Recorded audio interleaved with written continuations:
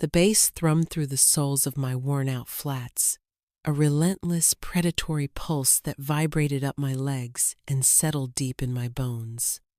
It felt like the club had its own heartbeat, a monstrous, syncopated rhythm that drowned out the frantic tempo of my own.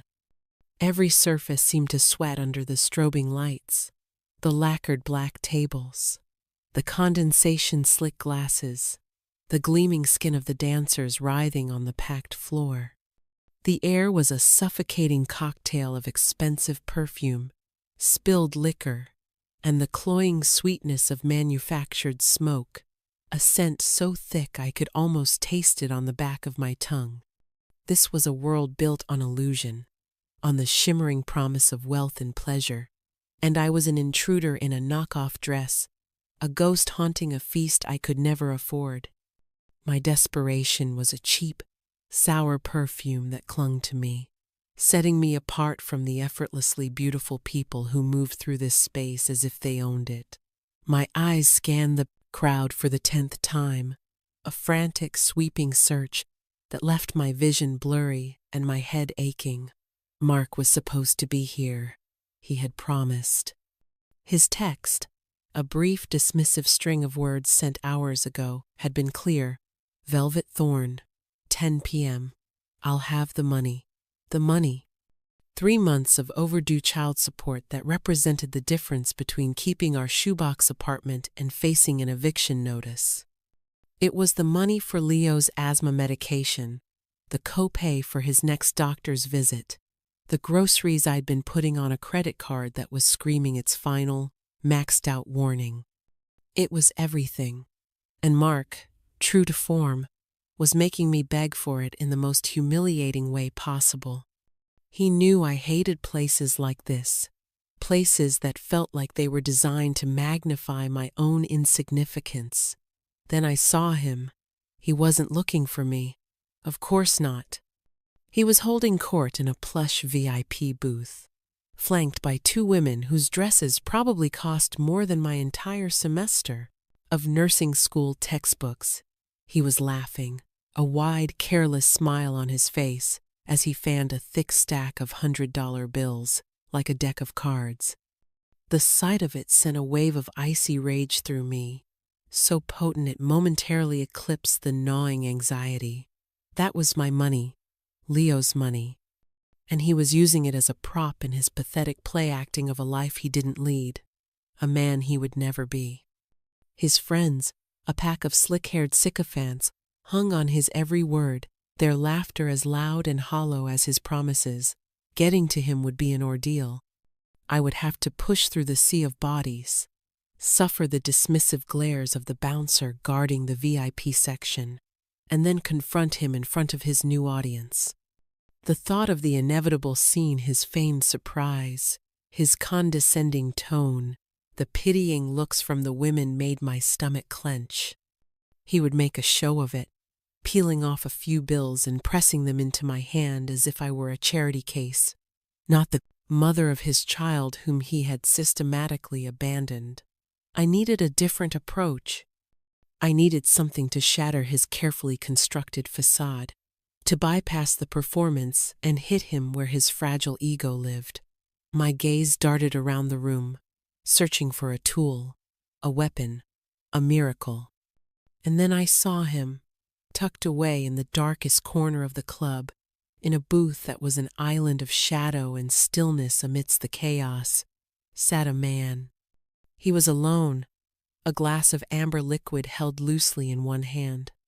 He wasn't watching the dancers or the bar. He was observing the entire room with a placid, predatory calm, like a panther watching a herd of frantic antelope.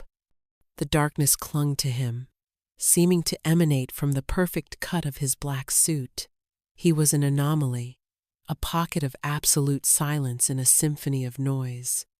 There was a dangerous gravity to him, an aura of power so palpable it was almost a physical force. People gave his booth a wide berth, their drunken paths curving instinctively around his unseen territory. He looked like the kind of man who didn't ask for things. He took them. He looked like the kind of man Mark wanted, desperately, to be.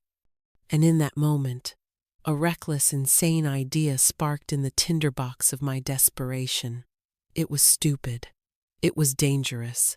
It was the only thing I could think of. My feet were moving before my brain could fully process the consequences. I navigated the crowd, muttering apologies as I squeezed past grinding couples and jostling groups. The closer I got to his booth, the more the club's oppressive heat seemed to recede, replaced by a distinct chill. It was as if he had his own climate. He must have sensed my approach, because his eyes, dark and unreadable, lifted from his survey of the room and locked onto me.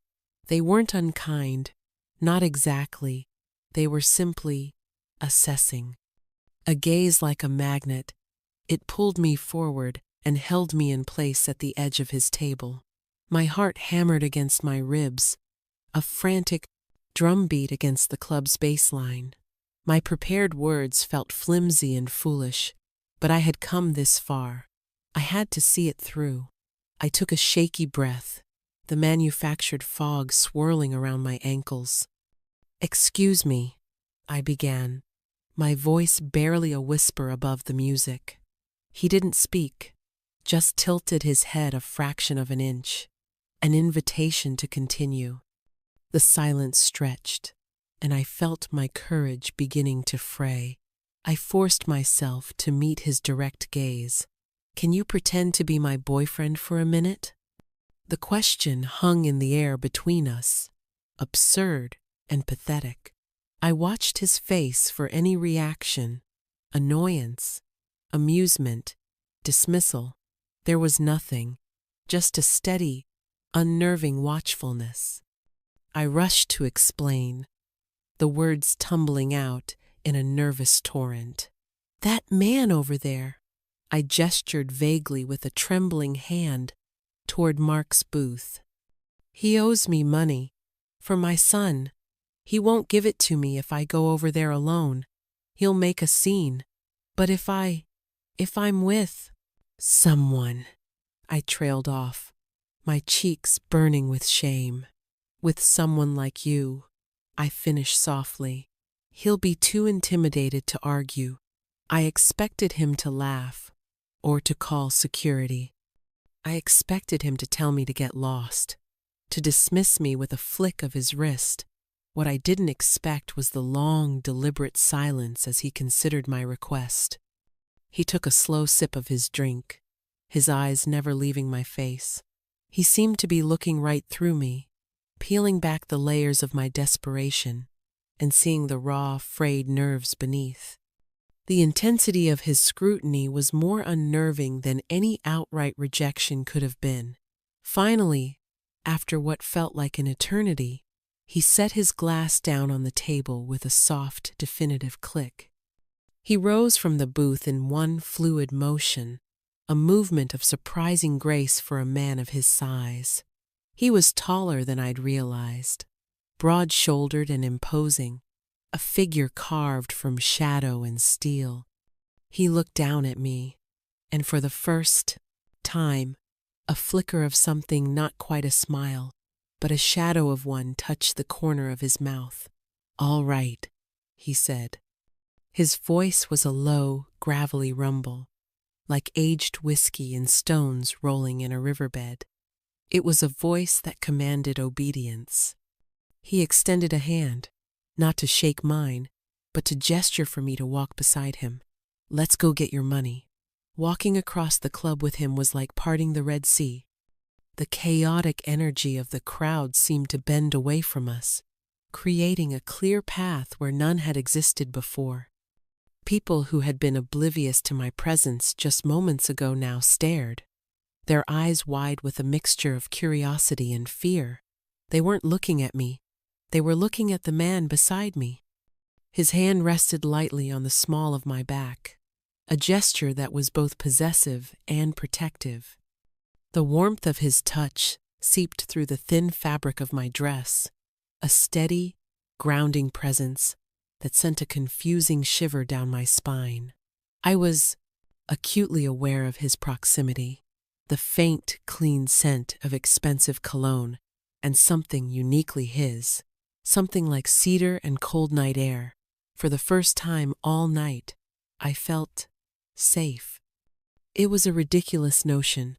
I was walking into a confrontation with my ex, accompanied by a complete stranger who radiated more danger than anyone I had ever met. And yet, the terror I'd felt before was replaced by a strange, humming calm. As we approached the VIP section, the bouncer, a mountain of a man who had looked at me earlier as if I were something he'd scraped off his shoe, took one look at my companion and physically recoiled. He unclipped the velvet rope without a word, his eyes downcast and deferential. The change was so instantaneous, so absolute, it was dizzying. Mark's laughter died in his throat as he saw us. The color drained from his face, leaving his skin a pasty, mottled gray. The stack of bills sat on the table in front of him, suddenly looking like play money. The two women with him fell silent, their painted smiles frozen in place. The entire booth was plunged into a thick, uncomfortable silence, the club's pulsing music seeming to fade into the background. My companion, my fake boyfriend, didn't say a word. He didn't have to. He simply stopped in front of the table, his presence filling the space, sucking all the air out of Mark's bravado. He looked from the money on the table to Mark's terrified face, his expression unreadable, utterly neutral. That neutrality was somehow more frightening than open anger would have been.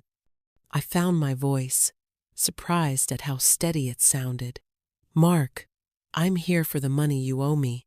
My voice didn't waver. Bolstered by the silent monolith beside me, I felt a surge of strength I hadn't possessed moments before. Mark swallowed hard, his Adam's apple bobbing in his throat. He couldn't seem to tear his eyes away from the man standing next to me. "Clara, I was just about to call you." He stammered, the lie so pathetic it was almost laughable. He started to reach for the stack of cash, his hand trembling slightly. He intended to peel off a few bills to make his little show of dominance. But the stranger shifted his weight, a minute movement, and placed his hand flat on the table, next to the money. It wasn't a threat. It was a statement, a full stop. Mark's hand froze midair. "All of it," the stranger said, his voice still that low, quiet rumble. It cut through the air with the finality of a judge's gavel. It wasn't a request. Mark's eyes widened in panic. "But I need," he began to protest, his voice a desperate whine. The stranger just looked at him. He didn't raise his voice, didn't make a move. He just held Mark's gaze, and in that silent, loaded moment, an entire conversation seemed to pass between them. I saw Mark's last shred of defiance crumble, replaced by pure, primal fear. With shaking fingers, he pushed the entire stack of bills across the table toward me. I quickly gathered them, my hands clumsy, and shoved the wad of cash into my small purse, not bothering to count. The texture of the crisp bills was a shock against my skin. It felt real. I turned to the stranger. "Thank you," I breathed, the words inadequate. He gave a slight, almost imperceptible nod. He hadn't finished. His dark eyes remained fixed on Mark. "You will not contact her again," he stated. "You will not come near her or her son. The money you owe will be deposited into her account, on time, every month. Do you understand?" Mark could only nod, his head bobbing up and down like a puppet's. He looked utterly broken, a cheap suit filled with nothing but fear. The power this stranger wielded was absolute, terrifying, and in this moment, it was all on my side. Without another word, he turned, his hand returning to the small of my back. and guided me away from the booth, leaving Mark and his stunned audience in a crater of silence. As we walked away, the noise and energy of the club rushed back in to fill the void. I felt dizzy, disoriented, as if I had just stepped out of a different reality. He led me not back to his booth, but toward the club's main entrance. The cold night air hit my face as we stepped outside, a welcome shock to my system. A sleek black car, the kind that looks like it's made of polished obsidian, was idling at the curb. A man in a dark suit stood by the rear door, which he opened as we approached. It all happened so fast. One minute I was a desperate woman on the verge of tears. The next, I was being ushered into a luxury vehicle by a man who could silence a room with a single glance. He slid into the seat beside me, the interior of the car enveloping us in a cocoon of rich leather and profound silence. The city lights slid past the tinted windows, painting fleeting streaks of neon across his stoic face. The car pulled away from the curb with a smooth, silent glide. I clutched my purse in my lap, the lump of cash inside a solid, unbelievable weight. My debt was paid, but I had the sinking feeling I had just incurred a new one far more complex and dangerous. I finally turned to face him, my mind racing. Who was this man? I don't know how to thank you, I stammered. You didn't have to do that. He is the father of your son, he asked, ignoring my thanks. His question was direct, stripping away all pretense. It demanded an answer, not pleasantries. Yes, I said, my voice small. He does this often? Makes you beg for what he owes you? A knot of shame tightened in my stomach. It's been difficult lately. It was a massive understatement. It had been impossible. The car moved silently through the glittering city. He didn't press for details. He just watched the blur of lights, his jaw tight. The silence in the car was heavier than the noise in the club had been. It was filled with unspoken questions and the vast, intimidating chasm of our different worlds. "Where do you live?" he asked, his gaze finally returning to me. I gave him the address, my voice barely audible, feeling the shame burn anew as I pictured my rundown apartment building in his mind's eye. The driver, a stoic man with a thick neck and watchful eyes, didn't need to be told. He was already navigating the streets, taking us from this world of glamour and power back to my world of peeling paint and overdue bills. When the car pulled up in front of my building, its sleek, imposing form looked alien against the crumbling brick facade and flickering street lamp. The driver, whom I now recognized as the man who had been standing by the car, got out and opened my door. For a moment, I just sat there, clutching my purse. "Thank you," I said again, looking at the stranger. "Really?" He didn't respond immediately. He pulled a slim, black phone from his jacket pocket and held it out to me. "It wasn't a request." "Take it," he said. I hesitated, my hand hovering over the cool, smooth device. I can't." "It is not a gift," he said, his voice leaving no room for argument. "It is for emergencies. My number is the only one in it. If he bothers you again, or if you find yourself in need of anything, you will call." The word "if" sounded more like "when." He seemed to know with an unnerving certainty that my troubles were far from over. His dark eyes held mine, and I felt that magnetic pull again, a sense of being seen in a way that was both terrifying and profoundly comforting. Reluctantly, I took the phone. Its weight felt heavy in my hand, a symbol of an obligation I didn't understand. "What is your name?" I asked, the question suddenly seeming vital. A long moment passed. "Alistair," he said finally. Just Alistair. No last name. He didn't ask for mine. Perhaps he already knew it. The thought sent a chill down my spine. Thank you. Alistair, I said, and slid out of the car. The door closed behind me with a soft, expensive thud, sealing me back into my own world.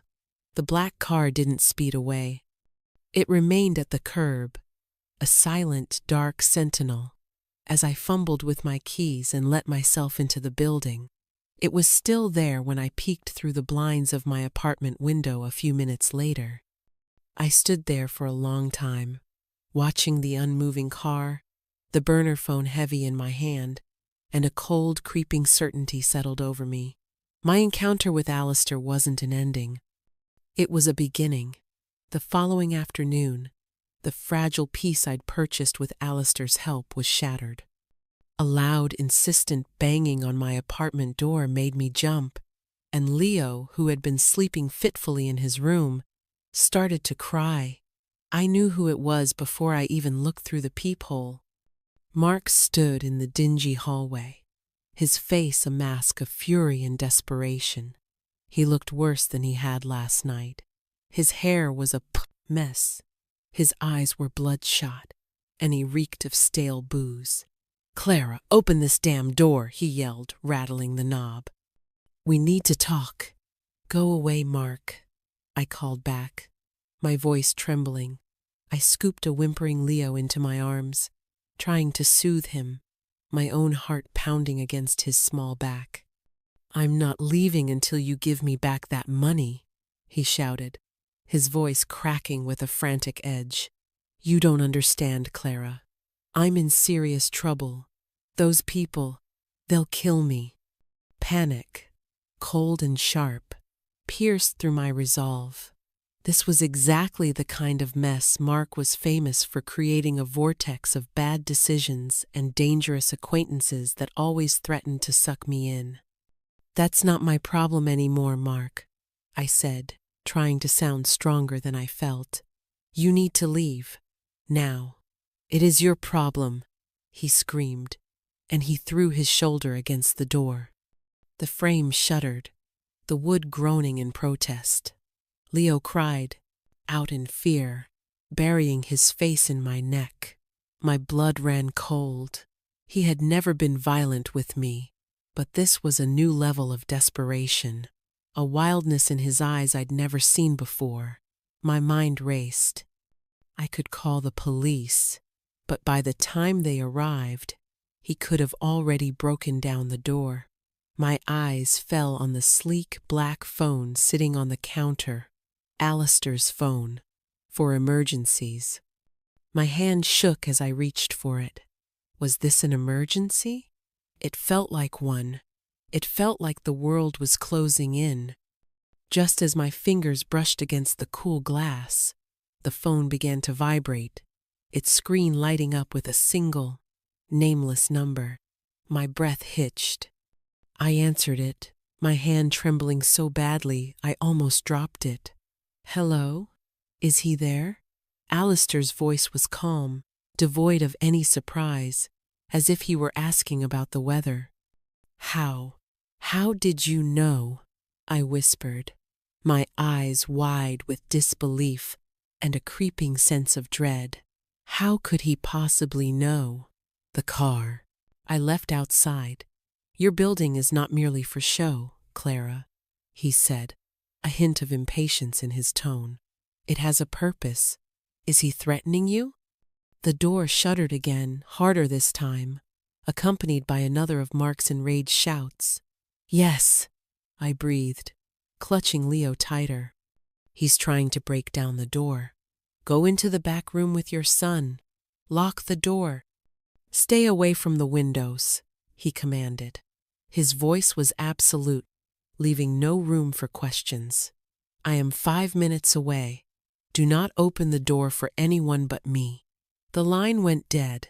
5 minutes. It felt like a lifetime. I did as he said, rushing into Leo's small bedroom and locking the flimsy door behind us.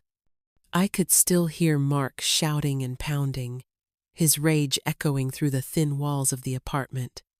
I huddled in the corner with Leo, whispering reassurances I didn't feel, my eyes fixed on the door, praying it would hold. I didn't hear the sirens I expected. I didn't hear anything at all, until the pounding on the front door abruptly stopped. It was replaced by a sudden, sharp cry from Mark, a sound of pain and surprise that was cut off almost immediately. Then, silence. A profound, unnerving silence that was somehow more terrifying than the noise had been.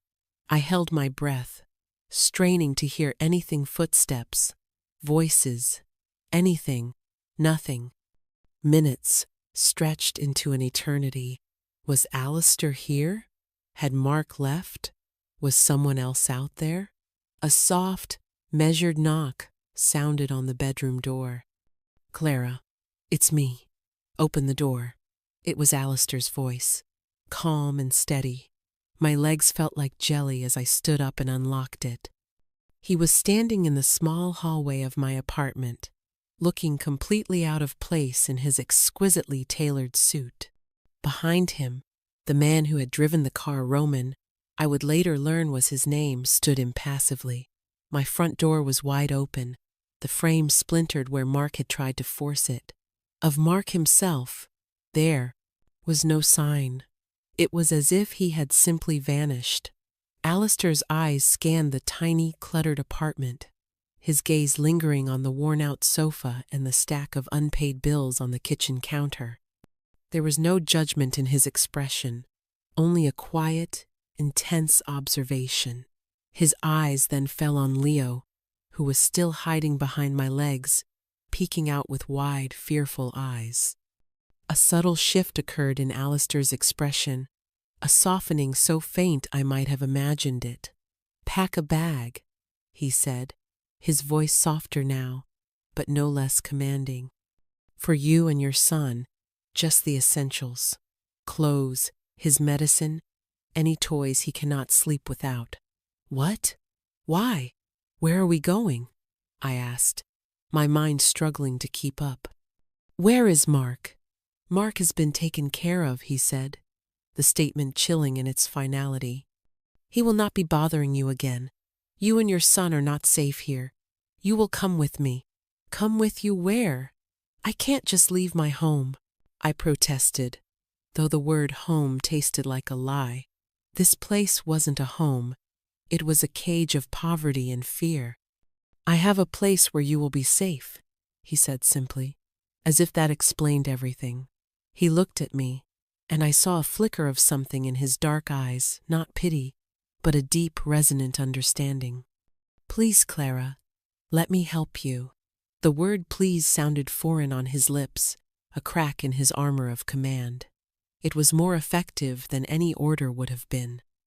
I looked at Leo's pale, frightened face, at the splintered doorframe, and at the powerful, dangerous man offering me an escape I couldn't have imagined.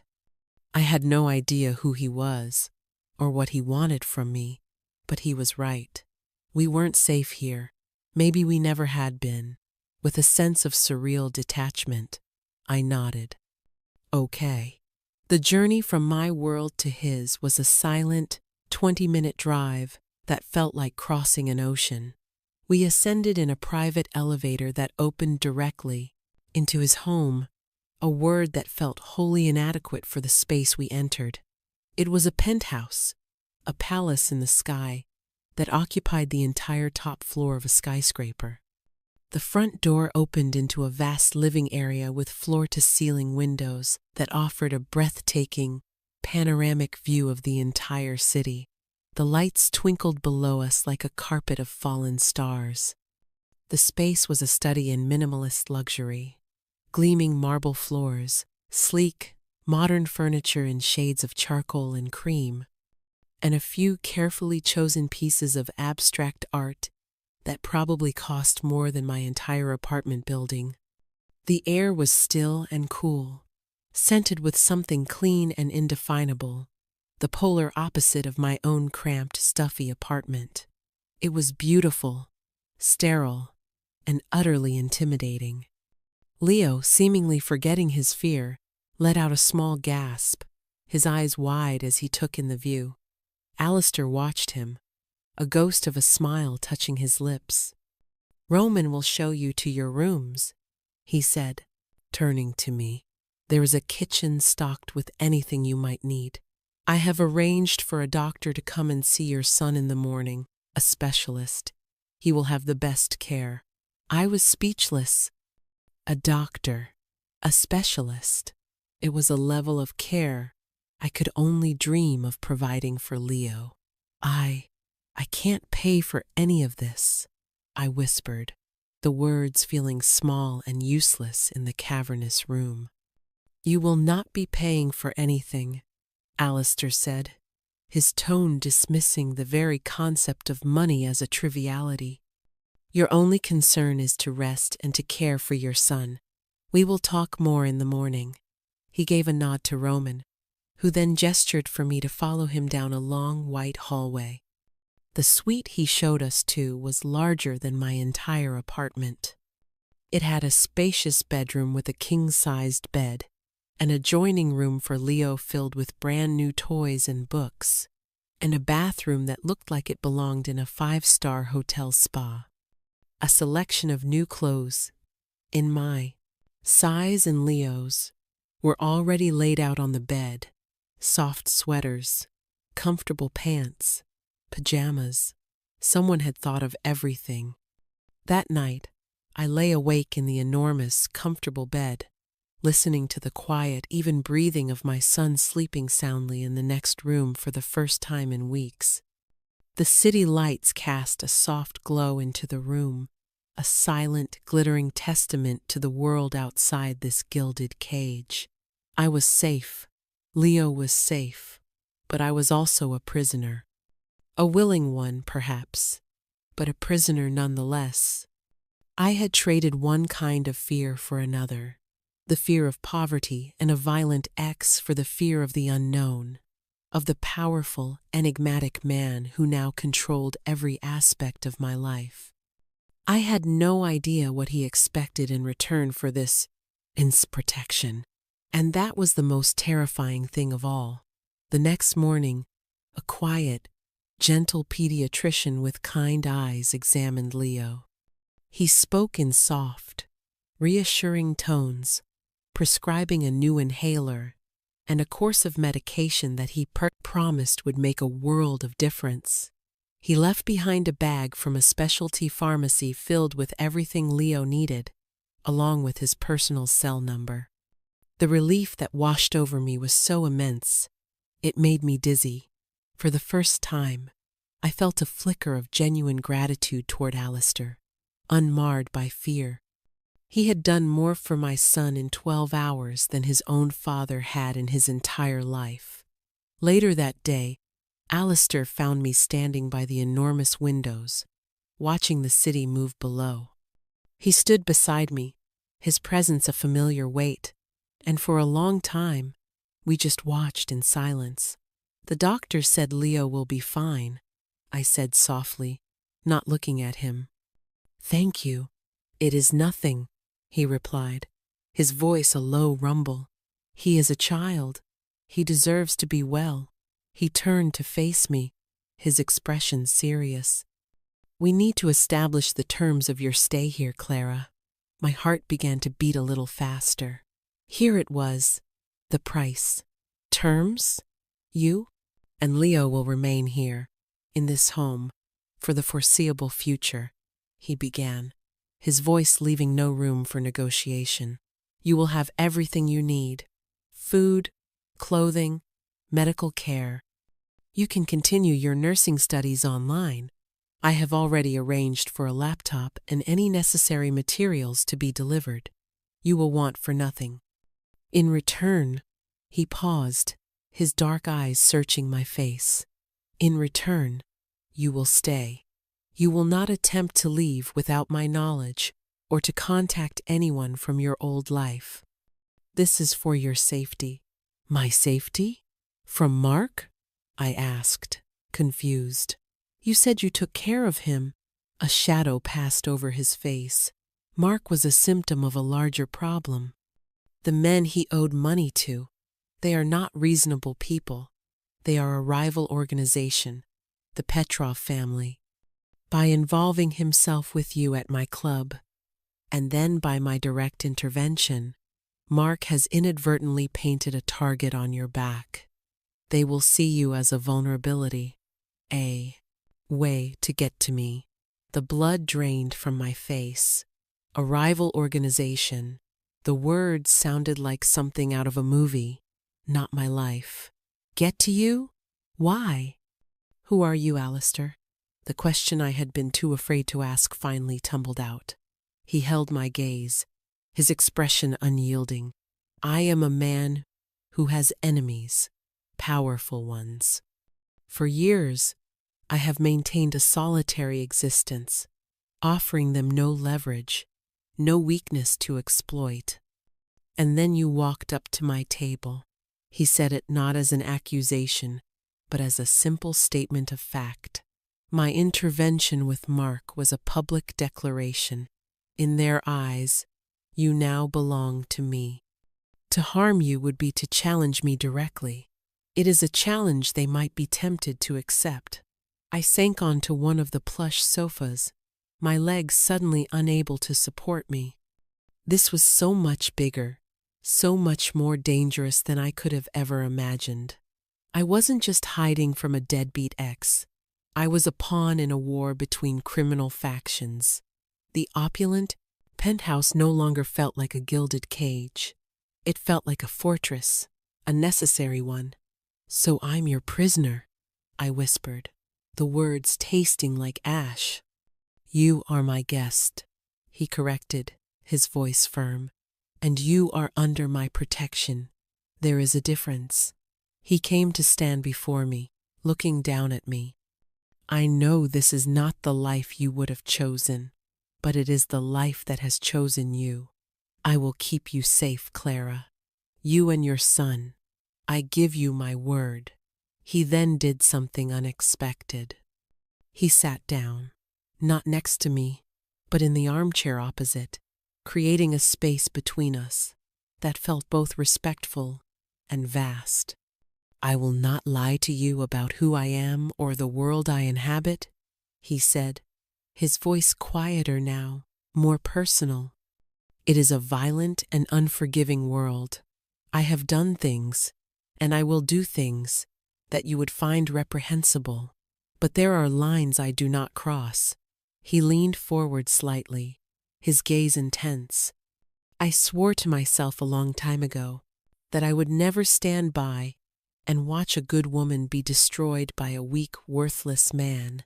My father, he was like your Mark, a gambler, a coward. He bled my mother dry, took her spirit, her hope, everything, until there was nothing left.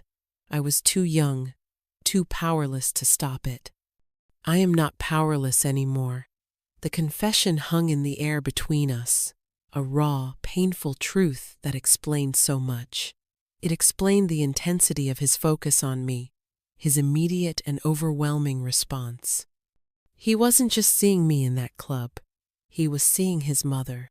He was rewriting the past, using his immense power to orchestrate a different outcome. My fear began to recede, replaced by a complex, unsettling wave of empathy. He was a monster, perhaps, but he was a monster with a reason, a man shaped by a pain I could understand all too well. I'm sorry, I said softly, and I meant it. He gave a short, sharp nod, as if to dismiss my sympathy. I do not need your pity. I require your compliance. For your own good. Can you give me that? I looked around the beautiful, sterile room, at the city glittering beyond the glass, a world I could see, but no longer touch. I thought of Leo, sleeping peacefully, safe and warm. I thought of the splintered door of my old apartment, and the wild desperation in Mark's eyes.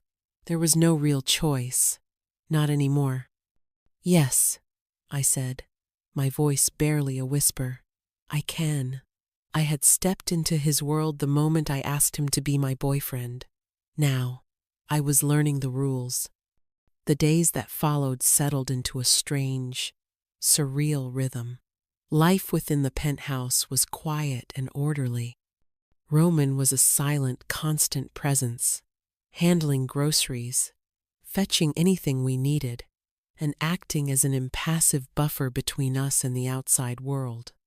Alistair was gone for long stretches, sometimes for an entire day and night, conducting business in the city below that I tried not to think about. But when he was home, his presence filled the Fernaucht apartment. He was surprisingly, unnervingly domestic. He would sit and read the paper in the morning while Leo ate his breakfast, asking him serious questions about his cartoons. He would watch me as I worked on my online coursework, his expression thoughtful and unreadable. He never touched me. He never made any demands beyond my presence, but his eyes were always on me. It was a possessive, territorial gaze, the look of a man who had acquired a rare and precious object and was now ensuring its safety. I was that object. And yet, there were moments when the look would soften, when I would catch him watching me play with Leo, and I would see something else in his eyes, something that looked like longing, like a deep, cavernous loneliness. It was in those moments that I felt the most confused. I was his captive, a strategic asset in a dangerous game. But I was also the only person who shared his home, the only person he spoke to about anything other than business. We were two isolated people living in a glass tower, and the lines between protector and captor, between fear and a fragile, burgeoning trust, were beginning to blur. The external threat he'd warned me about materialized a week later.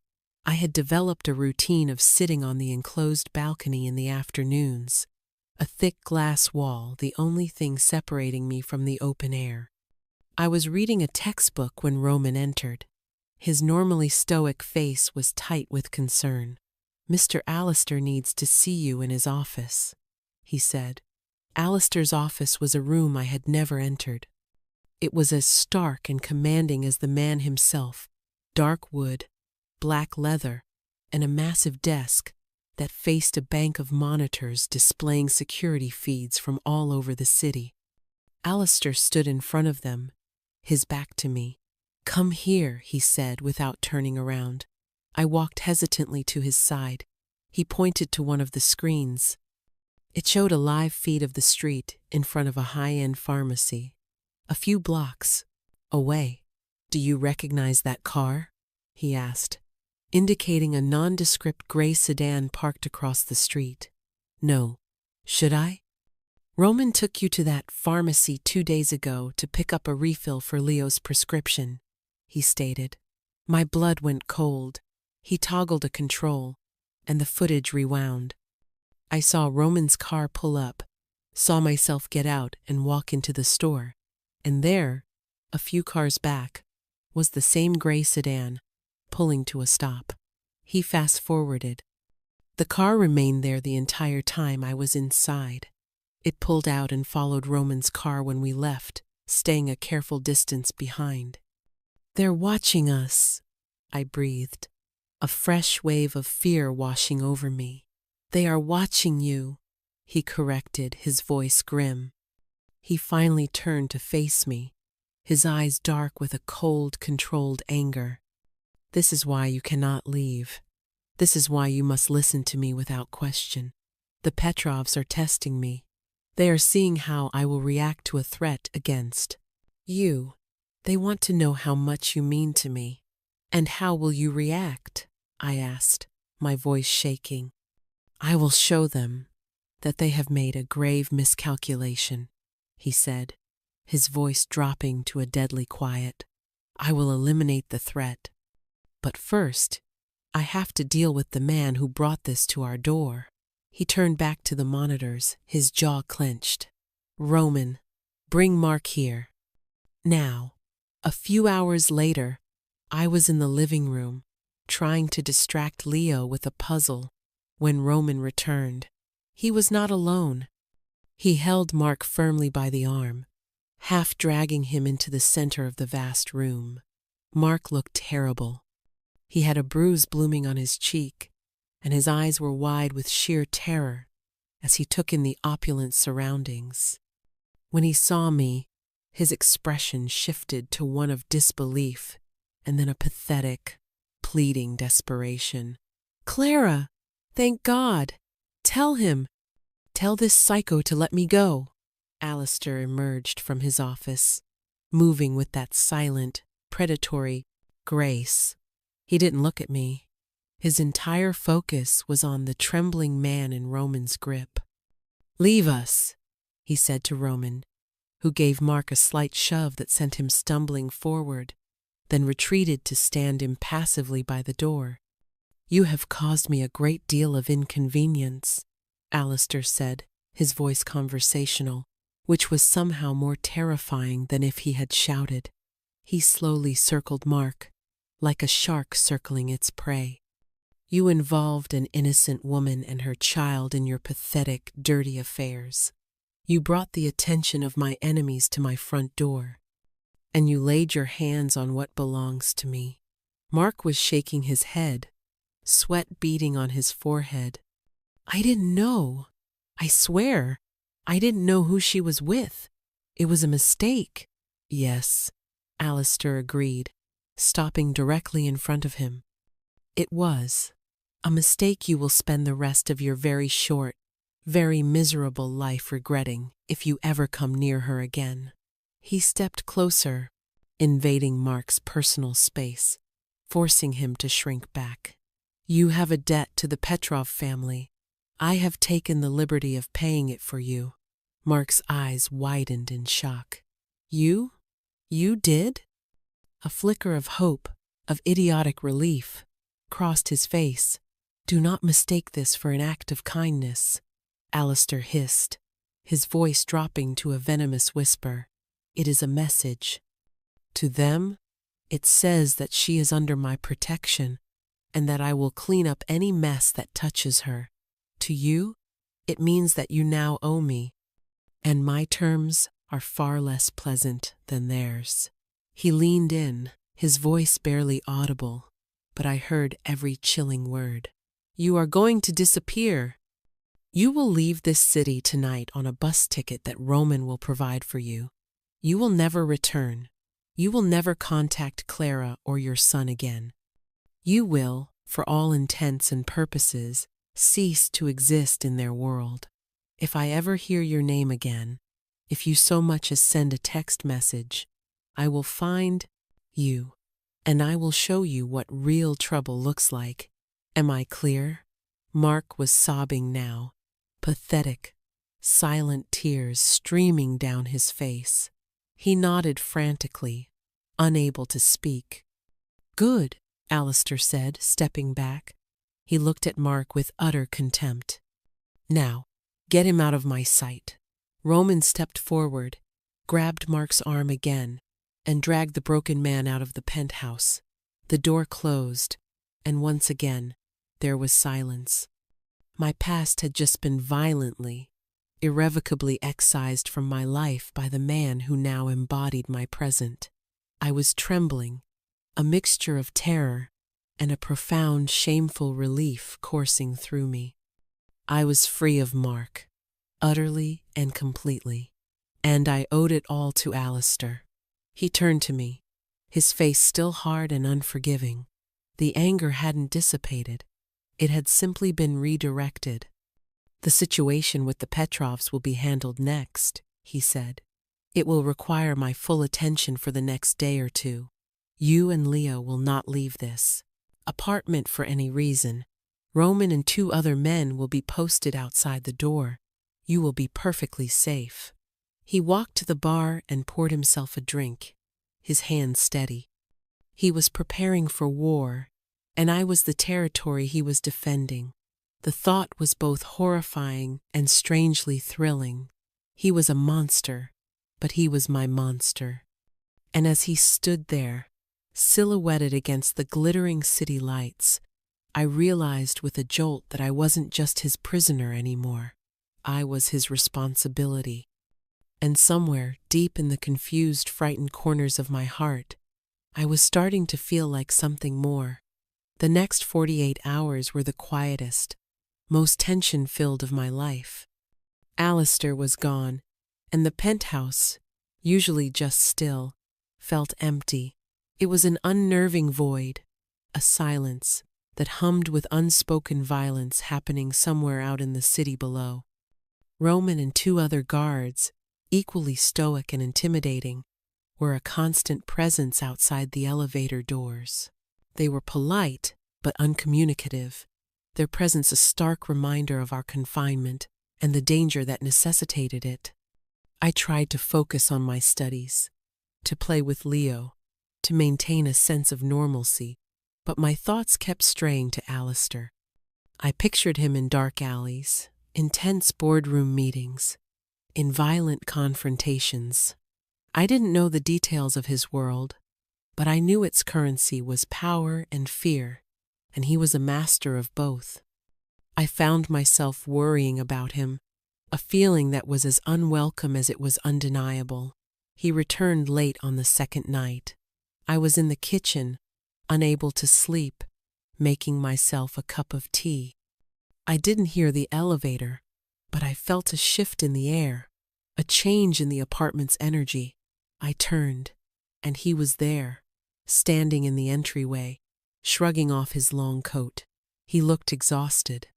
There were dark circles under his eyes, and a small, fresh cut on his cheekbone that he seemed oblivious to, but he was standing tall, and the cold, deadly calm had returned to his expression.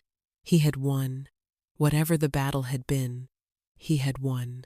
"It's over," he said, his voice rough with fatigue.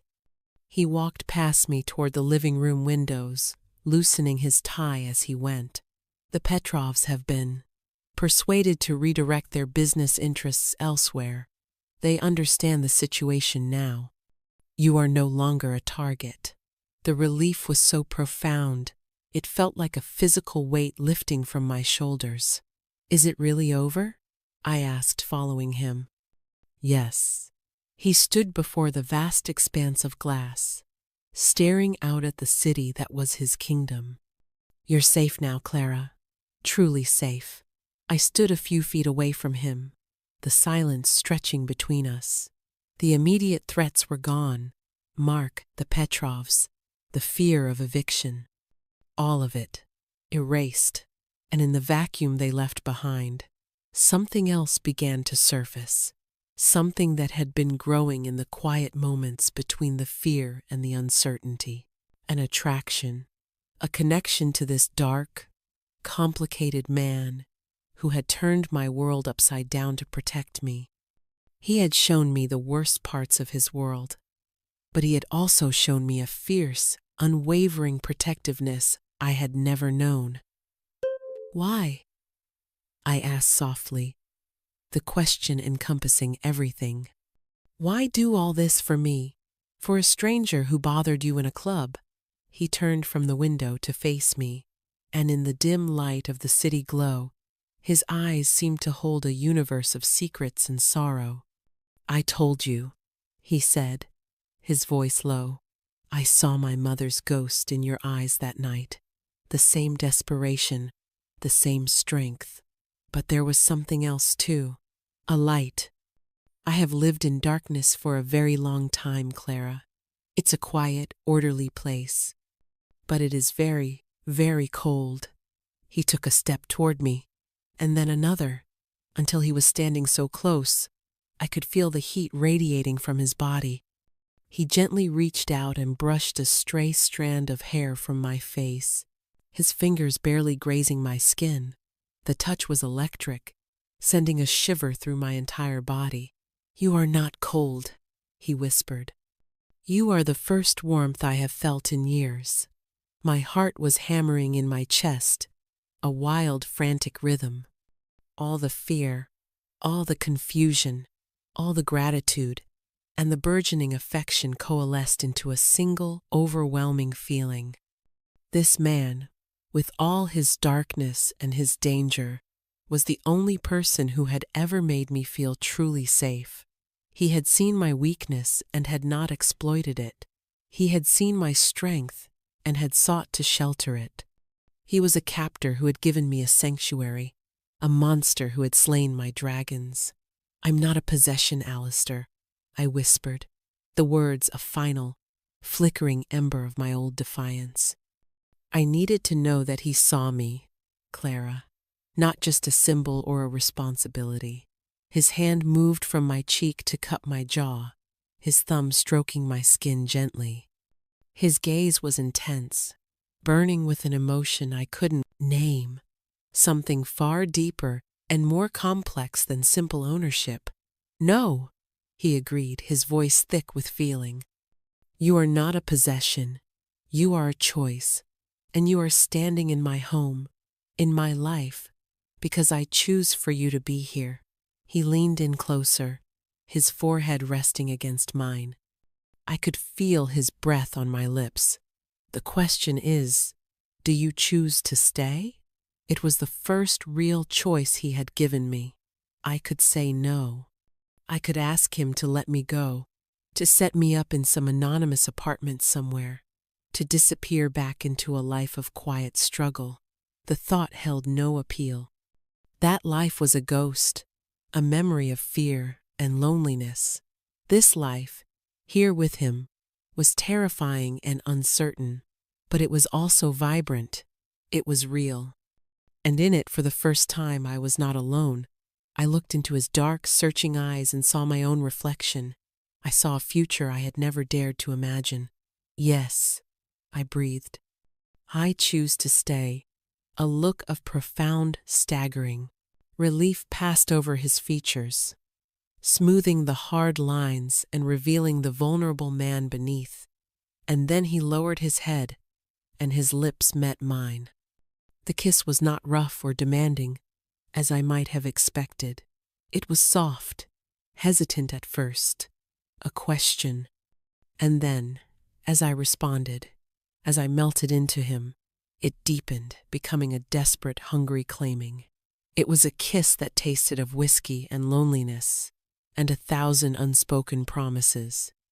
It was the sealing of a pact, a surrender not of my will, but of my heart. In that moment, in his arms, suspended high above the glittering city, I was no longer a victim of circumstance. I was a woman who had walked into the lion's den and found not a predator, but a protector. And I was, finally, home. In the weeks that followed, the penthouse transformed from a fortress into a home. The sterile silence was replaced by the sounds of life, Leo's laughter echoing down the marble hallways, the quiet murmur of my voice as I read to him, the low rumble of Alistair's as he spoke on the phone in his office. He began to come home earlier, his long absences dwindling. He would appear in the doorway of Leo's room and watch, unseen, as I tucked my son into bed, a quiet, wistful expression on his face. We fell into a domestic rhythm that felt both completely alien and perfectly natural. We ate breakfast together every morning. We'd have dinner in the evenings, sometimes in comfortable silence, sometimes talking about my studies, or a news story he'd read. He never spoke of his business, and I never asked. It was a locked room in our shared house, a boundary we both implicitly understood and respected. Our physical relationship deepened from that first, earth-shattering kiss into a tender, passionate intimacy that left me breathless. In the dark of night, with the city lights spread out beneath us, the hard, commanding man of business disappeared, and I was left with Alistair. He was a gentle, attentive lover, his every touch filled with a reverence that made me feel cherished, precious. He learned the landscape of my body with the same intense focus he applied to everything, memorizing what made me sigh, What made me tremble? What made me cry out his name? In his bed, I felt not just safe, but worshipped. He, in turn, allowed himself a vulnerability he showed nowhere else. He would hold me through the night, his arms slung possessively over my waist, his breathing a steady, reassuring presence at my back. It was in these quiet moments that I knew, with absolute certainty, that I was falling in love with him. One evening, about a month after the incident with the Petrovs, he came home carrying a large, flat box. He found me in the living room, curled up on the sofa with my laptop, cramming for a pharmacology exam. Leo was already asleep. "Alistair," I said, smiling. "You're home early. I have something for you," he said, his expression uncharacteristically hesitant. He placed the box on the coffee table in front of me. It was from a designer whose name I only knew from magazines, a brand synonymous with impossible luxury. I looked from the box to his face, my eyebrows raised in a silent question. "Open it," he urged, his voice soft. I untied the silk ribbon and lifted the lid. Inside, nestled in layers of tissue paper, was the most beautiful dress I had ever seen. It was a deep emerald green, the color of a forest at dusk, made of a fabric that shimmered like liquid silk. It was elegant, simple, and breathtakingly expensive. "Alistair, it's beautiful," I whispered, touching the fabric. "But what is it for?" "We're going out," he said. "Tomorrow night. A charity gala.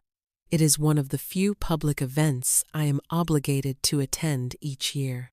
His expression turned serious. "In the past, I have always gone alone. It was safer that way. This year, I would be honored if you would accompany me." He was asking, not telling. He was giving me the choice to remain hidden in our sanctuary or to step out into the world by his side and publicly declare my place in his life. It was a test and a monumental step. "Are you sure?" I asked, my heart fluttering with a mixture of excitement and nerves. "You said it was dangerous for me to be seen, that it makes me a target. The message has been sent and it has been received," he said, his voice firm with conviction. "No one will dare to touch you. You will be safer with me than you are anywhere else on earth. I want them to see you. I want them to see you on my arm. I want them to understand that you are mine." There was that possessive word again, mine. But this time, it didn't sound like a claim of ownership. It sounded like a vow. It sounded like a shield. "Okay," I said, a slow smile spreading across my face. "Then I would be honored to go with you." The night of the gala felt like a fairy tale. Dressed in the emerald gown, with my hair swept up and a pair of delicate diamond earrings that Alistair had produced from a velvet box. "A gift," he'd said, "just because." I felt like a different person. I looked in the mirror and saw not a struggling nursing student, but a confident, elegant woman. When I walked into the living room, Alistair, who was waiting in a perfectly tailored tuxedo, stopped breathing for a second. His eyes drank me in, a slow, appreciative sweep that made my skin tingle. "Clara," he breathed, "you are magnificent." Walking into the grand ballroom on his arm was like my first night at the Velvet Thorn, but inverted. Then I had been invisible, an outcast. Now, as we entered, a hush fell over the crowd. Every eye was on us, on him, a man who rarely made public appearances, and on the unknown woman by his side. I could feel their stares, their whispered questions. Who was she? Where had he found her? Alistair seemed oblivious, or perhaps simply indifferent, to the speculation. He guided me through the room with a steady, proprietary hand on my back, his presence a force field of power and intimidation that kept the world at a comfortable distance. He introduced me simply as Clara, his tone daring anyone to ask for more. For the first time, I saw his world not as a threat, but as a kingdom over which he reigned. Powerful men, politicians, CEOs, society figures approached him with deference, their handshakes firm but their eyes cautious. Their wives, draped in jewels and designer gowns, gave me polite, measured smiles that didn't quite reach their eyes, their gazes filled with a calculating curiosity. I was an anomaly, a mystery they couldn't solve, and Alistair seemed to revel in it. He kept me close all night, his attention solely on me, making it clear to everyone in that room that I was the center of his universe. Later in the evening, he led me onto the dance floor. A slow, romantic ballad began to play. He pulled me into his arms, holding me closer than was strictly proper, and we swayed to the music. "Are you all right?" he murmured, his lips close to my ear. "This must be overwhelming." "A little," I admitted, resting my head against his chest. I could feel the steady beat of his heart beneath my cheek. "But I'm okay, as long as I'm with you." He tightened his hold. "Always," he vowed. We danced in silence for a few moments, lost in our own world amidst the crowded room. "I love you, Clara," he said, his voice a low, rough whisper against my hair. The words were so unexpected, so raw and profound, they stole the air from my lungs. He had never said them before. He had shown me in 1,000 ways with his protection, his tenderness, his unwavering focus, but he had never said the words. I pulled back just enough to look up into his face. His dark eyes, usually so guarded, were wide open, vulnerable, filled with an emotion so fierce it made my heart ache. All the walls were down.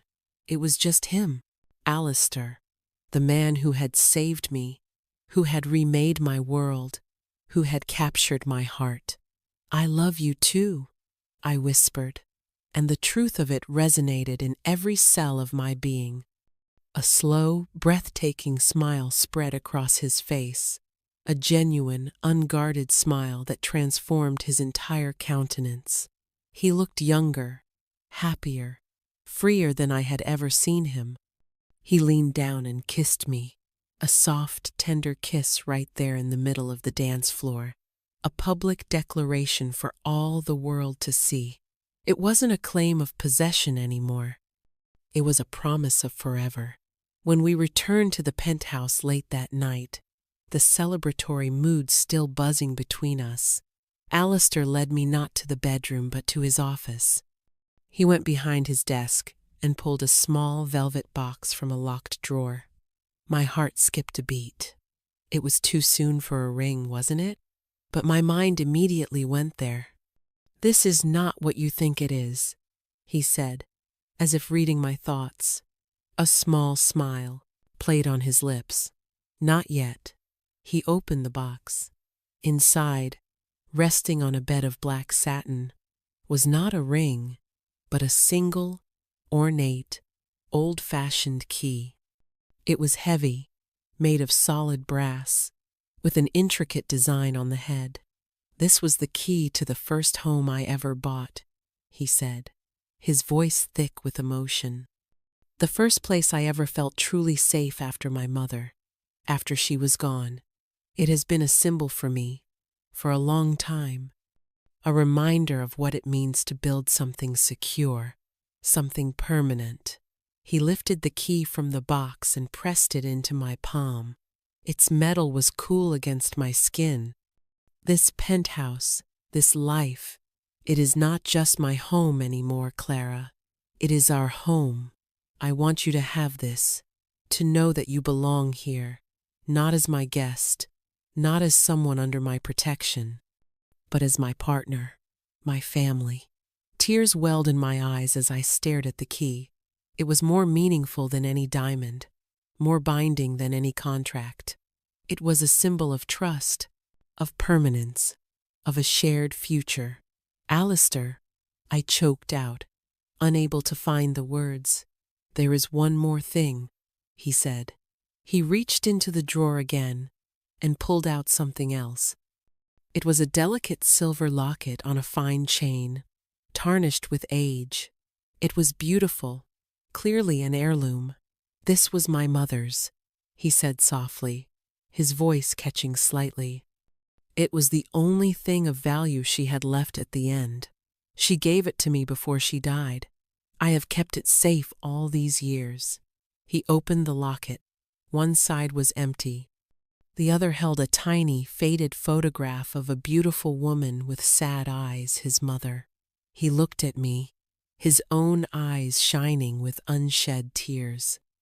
I want you to have it. I want you to put a picture of you and Leo on the other side, so that my past and my future can finally be in the same place. He carefully unclasped the chain and fastened it around my neck.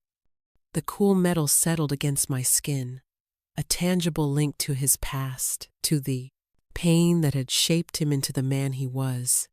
I lifted my hand and touched the locket, then held the key tightly in my other fist. I looked at this powerful, dangerous, beautiful man who had seen the best in me when I was at my worst. He had taken my broken life and built a fortress around it. And then, piece by piece, he had turned that fortress into a home, filling it with safety, with hope, and with a love I never thought I would find. The desperate woman who had walked into a nightclub looking for a savior was gone.